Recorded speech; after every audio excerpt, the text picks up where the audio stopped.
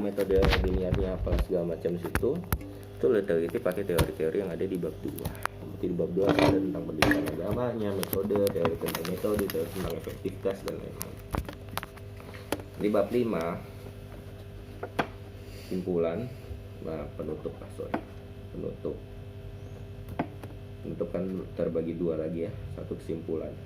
Simpulan ini berapa jumlah perumusan masalah? Misalnya taruhlah 2 ya. Taruh 2. Berarti yang dianalisa nanti 2 hal juga di bab 4. Kesimpulan juga harus 2. Apa yang ditulis di kesimpulan menjawab dari apa yang ada di perumusan masalah. Rumusnya dong. Apa deh? Udah gimana gue bisa rumusin lu? Nggak, tadi yang lo ngomong tadi. Ngambilnya dari sini ke situ. Iya, makanya ini bab 1 lu beresin dulu dah. A, latar belakang masalah. B, permasalahan itu ada 3. Identifikasi masalah lu. Nah, lu coba gambarin apa aja sih masalah yang mungkin terkait dengan ini. Dari situ lu batasi mana yang lu mau bahas. Kalau dirumuskan, dikerucutkan. Jadi maunya apa yang mau diteliti nih. Contoh 1 tentang efektivitasnya, 2 apalagi misalnya. Nah, itulah ntar yang lu teliti lu analisa di bab 4. 2 hal atau 3 hal tergantung di sini berapa. Simpulannya juga harus sama. Di sini 2, di sini 2, di sini 2. 2 saran. Kalau saran mah udah A kepada siapa bagaimana, B kepada siapa sarannya. Udah gitu doang. Berarti kalau kualitatif nggak pakai wawancara kan? Kalau kualitatif nggak pakai wawancara. Loh, wawancara itu justru kualitatif bukan? Itu bukan kuantitatif. Loh, bagaimana kuantitatif? Apa bedanya kualitatif dan kuantitatif? Enggak, setahu gue kan kuantitatif buat ngitung itu kan. Wawancara gimana ngitungnya buat tanya lu? Ini jumlah sampling berapa, jumlah itu berapa? Itu bukan wawancara dong namanya. Apa? Kuesioner. Lah iya itu maksudnya. Kuesioner beda lah sama wawancara. Wawancara kayak gua, lu wawancara gua nih, wawancara. Ini nggak bisa dihitung secara kuanti gimana caranya? Nggak bisa secara kuali. Berarti kalau kualitatif nyantumin nama yang kita wawancara. Bahkan harusnya dinaskahkan di belakang. Kecuali kalau sesuatu yang sifatnya naskah, berarti ada itu dong cara nanyanya. Di akhir harusnya kalau setelah wawancara dengan taruhlah misalnya apa ya, dengan kementerian, dengan Menteri Pendidikan Indonesia, Bapak siapa. 1, pertanyaan apa, jawaban apa. 2, pertanyaan apa, jawaban apa. Terakhir, mengetahui narasumbernya, tanda tangan. Siap. Terima kasih banyak. Masalahnya belum kelihatan nih di sini apa. Ya, itu dia, Rip. Gue harus. Tadi kan lo udah mulai coba lo cari, tapi harus ada footnote. Lo kagak bisa bilang ini masalah kalau nggak ada footnote-nya. Nah, kalau sekarang kan ada aplikasi gitu, boleh nggak footnote di akhir? Ya kagak lah, bagaimana ceritanya? Nah, kan ada aplikasi apa tuh namanya? Zotero. Jadi kita nulis saja, nanti tinggal bikin footnote gitu. Ya, bisa terpercaya nggak itu? Taruh lu ribet sendiri lagi. Jadi mau nggak mau baca ya? Iyalah, bagaimana? Lu gimana mau S3 kagak mau baca? Gua. Siap. Semangat-semangatnya temen gue ya, pas udah S3 ya mau terpaksa baca, maksa diri untuk baca sih tepatnya. Ada tadi apa tingkat pendidikan, ini ya contoh masalah ya, pendidikan agama masih rendah misalnya. Kalau kebanyakan maling, kaitannya apa? Ya, kita ajarkan agama biar nggak ngaruh, kagak nyambung. Itu namanya masalah yang maksa. Lu mau bahas tentang pendidikan atau bahas tentang malingnya gitu aja. Sama kayak tadi bahas kristenisasinya atau pendidikan. Iya, nggak orang kan ada perubahan gitu, Rip. Coba tuh aspek ya, belum harus dari awal. Dia mengerucut lah dari global ke spesifik. Begitu. Terbakar masalah. Yaudah ini apa tuh gimana maksudnya? Tingkat pendidikan agama masih rendah, contohnya. Orang banyak yang nggak sekolah gimana? Lu mau bahas tentang sekolah biasa? Enggak, itu kan lu bilang tingkat pendidikan agama rendah. Sama nggak? Emang dia nggak berpendidikan gitu mas? Beda lah. Beda. Lu mau bahas tentang sekolah umum atau sekolah agama nih? Enggak, maksudnya kan efektivitas. Siapa tahu asbab anak-anak ini diajarkan metode dunia ada perubahan dia itu belakangan, dari global dulu, jangan langsung Oh, muncul. global dulu. Global semuanya dong. Maksudnya Indonesia misalnya, satu Indonesia tentang pendidikan agama masih rendah. Ini harus ada datanya. Data itu harus ada. Undang-undang termasuk data. Enggak lah. Survei. Karena kebanyakan Survei. Undang-undang sekian. Wah, asal undang-undang mana ada jumlah kemiskinan ada di undang-undang? Enggak, maksudnya berat ini tugas pemerintah kayak gitu-gitu. Enggak, lu menyudutkan pemerintah di sini kagak dia sesil bentar. Berarti Ingat, itu nyarinya dia wajib objektif, nggak boleh subjektif. Enggak, berarti nyarinya di artikel. Serah mau di artikel, lembaga survei, serah. Lembaga survei Badan berarti statistik dinas atau sosial apa. ya. Serah kemana? Terus pakai surat dari kampus apa pribadi? Cari aja artikel, lu buka internet ya Allah, sobat.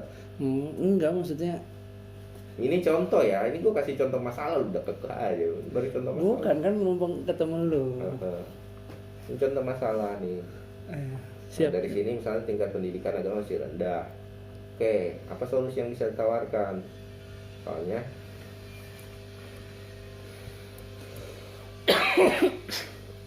apalagi sih contoh masalah, misalnya ada penelitian. Nah, ini lo bisa lihat dari disertasi atau jurnal, bisa, kenapa enggak? Soalnya ternyata efektivitas, ini contoh masalah lagi ya, pendidikan agama di Indonesia masih kurang, masih rendah misalnya, kurang efektif. Ini cari datanya, misal ini contoh ya, dari footnote. Ini dari mana? Bisa aja dari disertasi, apa, statistik, badan statistik, atau apa, jurnal, bisa masuk itu. Kalau yang aplikasi Mendeley itu gimana, Rip? Apa bisa pakai kayak gitu apa gimana? Enggak lah, Pernah pakai nggak? enggak apa. Nggak kan?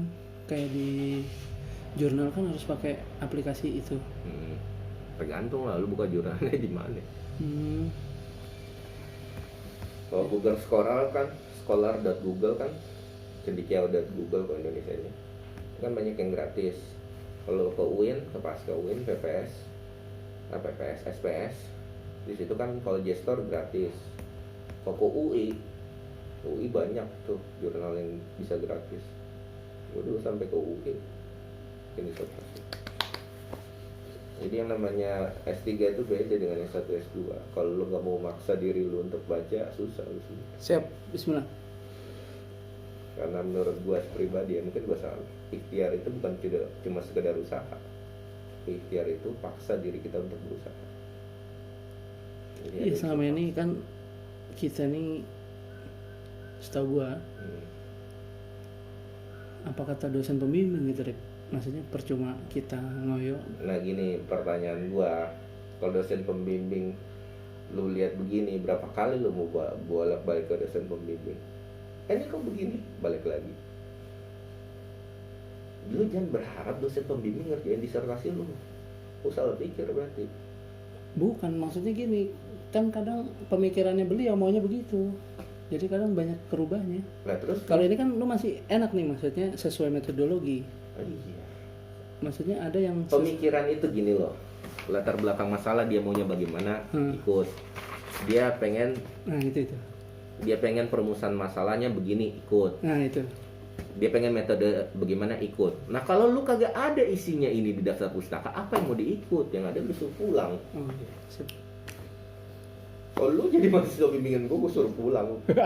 Serius. Ini kok acak-acakan banget. Coba baca daftar isi, harusnya apa yang ada di daftar isi. Siap. Nah, dosen pembimbing tuh bukan bikinin lu ini. Lu yang bikin ini. Nanti dia tinggal, ini masalahnya kurang tepat ini. Coba cari masalah lain. Atau masalahnya gini aja, ganti. Itu kerjaan dosen pembimbing tuh gitu. Nah itu tuh yang bikin masalahnya ini aja. Nah kalau ininya kagak lu buat, apa yang dia mau koreksi? Gue tanya. Siap. Ibarat kata gini, mekanik itu fungsinya benerin motor. Nah lu ke bengkel kagak bawa motor, dia benerin apaan? Oke. Ini kan ibarat kata belum bawa ini nih. Harapan dosen pembimbing, gimana dosen pembimbing koreksi sesuatu yang belum ada gitu. Ini lo lengkapi dulu, terpas nanti dosen pembimbing suruh ganti, tapi ini sudah ada, tinggal diubah, bukan lu bawa udah asal kasih. Itu kan pembimbing kalau ketemu yang galak selesai lu. Siap. Ini contoh ya, efektivitas masih rendah. Nah, di sini masukin baru mengerucut kan terakhir. Lu perkenalkan lah ada metode diniat yang bla bla bla bla sudah berapa tahun nih? Itu dari 2013. Oke. Tahun ini lu tulis ya dari 2013 bla bla bla bla di mana. Nah, kalau pusatnya di India kita harus susah. Kagak juga. Lo yang mau teliti kan studi kasus deh. Gimana? Ya kalau kan asal sejarahnya ini berdiri emang itu kagak bisa lu dapatkan di Indonesia sih, asal sejarah dan berdirinya harus ke India. Siap. Udah. Contoh ini misalnya ya. Dari global ke mengerucut. Ini contoh nih. Ini bisa aja lu ubah nanti. Lu bahas yang global, pendidikan agama di Indonesia tingkatnya masih rendah. Lu kerucutin lagi, ternyata bahkan di pendidikan yang ada efektivitasnya masih rendah. Kenapa misalnya? Bahaslah kalau ada penelitian terdahulu, mungkin disertasi atau jurnal yang bahas efektivitasnya rendah misalnya karena lebih mementingkan uang daripada pendidikan anak, misal ini contoh ya. Atau lebih mementingkan nilai daripada akhlak anak, misal aja. Nah di situ lu kerucut karena saat ini ada metode Pak Dininya tadi bla bla bla bla sudah ada sejak 2013. Ingin kita teliti bagaimana efektivitasnya. Itu ada masalah. Kalau itu lu bisa dapat, kuat lu punya judul. Kalau cuma sekedar pengen tahu-tahu meneliti tahu-tahu pengen meneliti pendidikan metode doang, nggak ada masalah yang kuat, itu skripsi namanya. Tuh, ini contoh ya. Ntar lu lari habis itu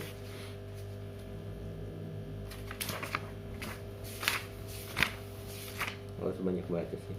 Ini tadi ganti ya jadi permasalahan. Identifikasi dulu masalah yang terkait ini apa, metode tadi bla bla bla bla bla. Nah dari permasalahan satu kan identifikasi.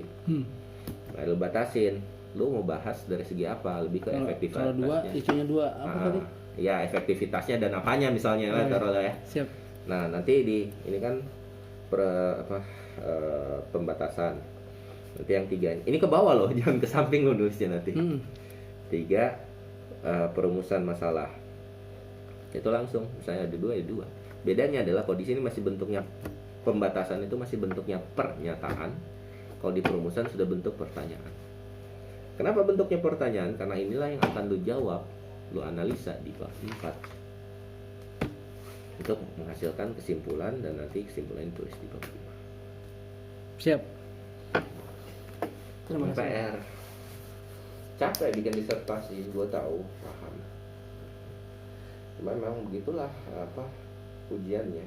Gue juga ingat sampai harus ke UI lah, kemana perpustakaan dari Manjaman dan seterusnya dulu. Capek pasti. Nah ya gitulah. Kalau kita punya target tujuan ya ikhlas aja insya Allah ya. Allah bantu juga. Amin. Allah bantu ya Allah. Ya gitu. Makasih ya Bos Haji Sarip. PR dari gue sih bacalah 2, 1 buku pedoman penulisan itu wajib ya. Yang kedua disertasi orang, mau yang terkait PAI, saran gue yang terkait PAI pastinya kan, atau yang enggak istilah. Tapi kalau gue bilang minimal baca disertasi lebih bagus yang terkait PAI. Jadi lo baca bab 1 isinya ini aja loh, bab 2 isinya begini loh. Kalau yang ini beda lagi nih dia. Disertasinya kalau dia bab 1-nya begini ya. Di situ ada gambaran bab 1 harus tulis apa, bab 2 harus nulis apa, bab 3 atau bab 4. Nah secara kasarnya nih gue bilang 1 sampai 4 isinya begini. Pembimbing ntar ngapain? Bukan lagi pembimbing harus ngajarin lu ini bab 1 tuh isinya latar belakang masalah, enggak. Pembimbing S3 nggak bakal gitu. Itu pembimbing S1. Pembimbing S3 tinggal masalahnya belum benar nih di latar belakang masalah, ganti gitu. Nah metode ini nggak tepat untuk bahas ini. Nah itu pembimbing S3 tuh gitu. Apa lagi? Bab 2, oh teori tentang efektivitasnya ini kurang tepat. Coba kamu lihat buku ini tentang efektivitas misalnya. Gitu menulis 3. Dia nggak bakal pusing lagi di sini. Karena menganggap lu datang udah paham tentang outline ini. Beda dengan S1. S1 benar-benar nih loh. Nah, berbeda sih. Apalagi tinjauan pustaka misalnya. Kamu tinjauan pustaka cuma 3, minimal 6 misalnya, kayak gitu. Dan masing-masing tinjauan pustaka, kajian terdahulu bahasa lainnya atau penelitian terdahulu, terus ditulis apa persamaan perbedaan. Nah, satu disertasinya siapa, apa yang dia bahas, persamaan dengan penelitian menulis adalah begini, perbedaan dengan penelitian tulis adalah begini. Bab berapa tuh? Bab 1. Itu namanya kajian terdahulu atau penelitian terdahulu. Ada yang pakai bahasa tinjauan pustaka. Itu bisa dicari di katalog ya? Sekarang tuh internet juga gampang kalau mau manfaatin sebenarnya. Siap. Kalau buka jurnal kan tinggal scholar.google.com atau cendekia.google.co. Oh, cendekia. Kalau yang bahasa Indonesia? Cendekia. Scholar kalau Inggrisnya. Atau di Gestor bisa main koin. SPS kan gratis itu Gestor, masih kerja sama setahu gua. Udah cari tahu. Biasanya sih tergantung dosen ya, tapi kalau S3 biasanya minimal 5 kajian terdahulu, tapi tergantung ada yang mau 6, 7, 100% itu paling 10. Kajian terdahulu harus mirip sama penelitian kita ya? Terkait. Misalnya sama-sama bahas tentang metode pendidikan agama. Gitu. Kalau di niatnya emang belum ada yang bahas ya sudah, jangan lu cari yang pembahasan tentang diniat. Kecuali sudah ada yang bahas. Nggak ada. Ya kalau belum ada berarti lu kajian terdahulunya semua tentang penelitian tentang pendidikan agama tadi, metode pendidikan agama. Nah makanya guru-guru gua minta ini diangkat, itu yang bikin gua bingung. Kenapanya? Yang kan harus ada kajian terdahulu. Iya betul. Buat korelasinya itu. Ya cari lah. Gimana cari kan, ini kan diniat tuh suatu yang baru, Rip. Ya sudah, berarti kajian terdahulunya bukan pendidikan bisa, agama itu. nggak boleh skripsi ya, nggak boleh skripsi atau tesis karena lu S3 berarti. Tapi kok artikel boleh ya? Hah? Artikel. Jurnal. Oh, jurnal. Jurnal artikel. Kalau artikel itu masuk di footnote lain boleh, tapi kalau di kajian terdahulu jangan artikel. Lebih ke jurnal, disertasi. Artikel bukan di Inggrisnya jurnal. Iya dah. Artikel di koran emang jurnal. Artikel apa yang lo maksud nih? Artikel jurnal, oke masuk. Artikel di koran, di majalah, jurnal, enggak dong. Siap. Kalau artikel yang lo maksud artikel jurnal ya silahkan. Emang itu yang direkomendasikan oleh pasca UIN kan. Tapi kalau koran, majalah jangan. Apalagi yang boleh, disertasi yang udah dibukukan boleh. Itu kajian terdahulu. Nah, ini kan biasanya ada di pedoman penulisan harusnya ini. Ada. Biasanya di metode penelitian atau di metode penelitian juga ditanya suruh bikin outline gini. Nah ini kenapa udah pada buat gini? Insyaallah nanti. Tuh alhamdulillah keren kan. Makasih banyak bos, mudah-mudahan berkah. Alhamdulillah subhanallah. Nah, sekarang mau cari dulu dah disertasi